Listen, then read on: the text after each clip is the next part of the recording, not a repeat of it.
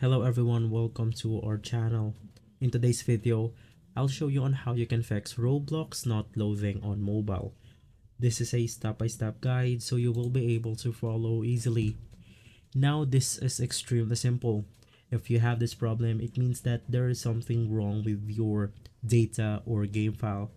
To fix that, you can just go ahead and make sure that your Roblox is up to date. Open up App Store, click on Roblox, and from here, if you see an update button, just go ahead and click on it.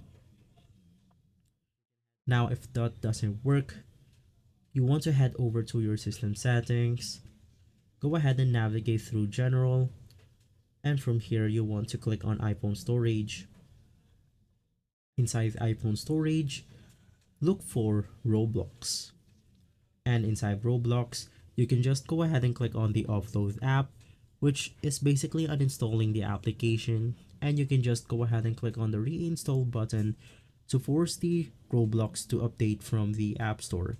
This will get rid of the corrupted game data. So, if this video has been helpful, please don't forget to hit the like and subscribe button. I'll see you on the next one. Thank you.